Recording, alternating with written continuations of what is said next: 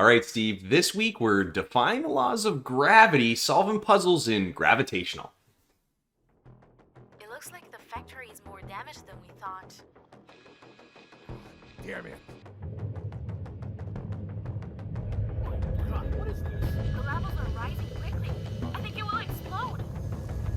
Steve, this week we're hopping into Gravitational on Steam VR. You were playing on your Oculus, and this is an interesting one. I kind of actually had high hopes coming into this game. It's about $22 on the Steam store, and it is a puzzle game. And I haven't played many VR puzzle games, but just puzzle games in general I'm a bit of a fan of, so I was looking forward to this.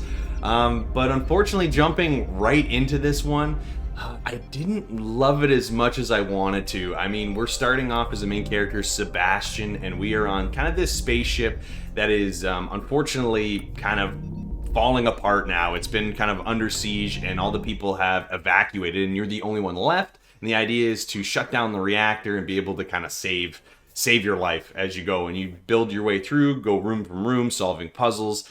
And you know what? It was an interesting concept. I liked the look of the game right from the onset, but there was definitely some big control issues that we will get into a little bit later. But what were your first impressions, Steve? I'd say the first 3 minutes, when you sort of have a little bit of an intro to sort of get you into the game, I thought, this looks cool. And then, unfortunately for me, it just went downhill. I just find, graphically, it was basic.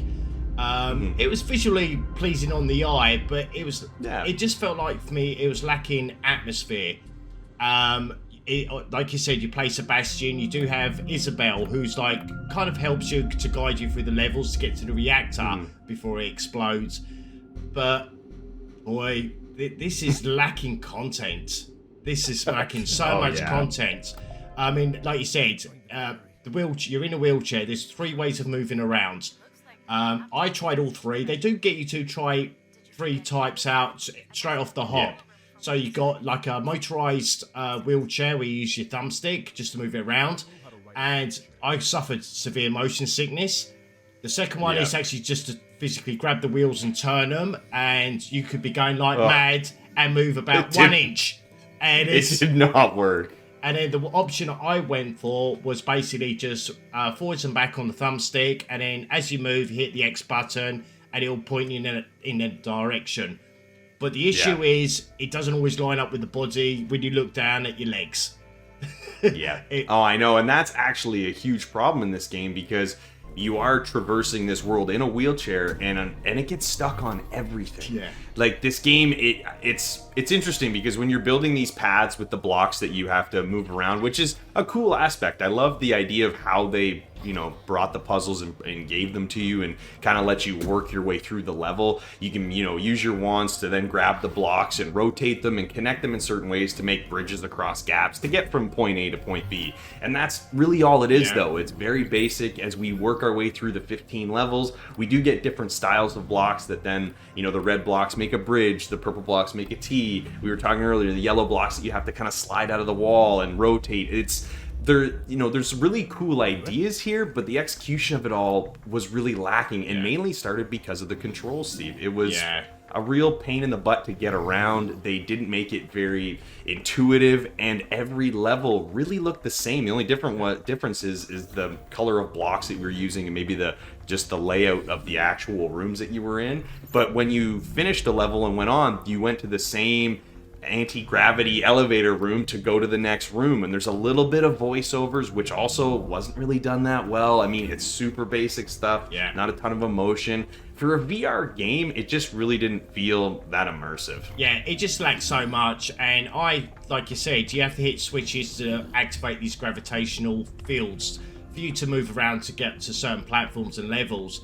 And you have to grab these bars appear vertical that you grab hold of to sort of try and force you to the next one. And I had so much issues with the game mechanics of this, because you grab it, you just pull it a little bit, and I'll be shooting off in the air or shooting to the left, and then as soon as you leave that gravitational, you fall. And even if you're like 2 foot off the ground, you have to start again. You gotta reset. Yeah. And in the elevator, I got stuck on little bits. Your foot catches something, and I couldn't grab no bars. So then you have to restart that level again. And I just find it too frustrating.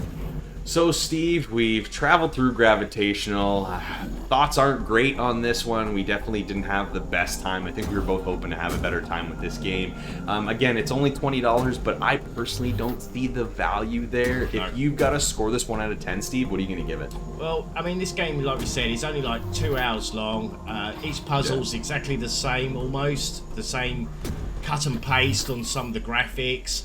And unfortunately, I got bored very quick with this. I'm giving this a 3.5. You know what? I'm right down there with you, man, because honestly, for $22, we talked about there's tons of great VR games that go on sale on Steam that you can pick up for the Oculus store. I just think your $20 will be spent better somewhere else. So you know what? I'm giving this one a 2.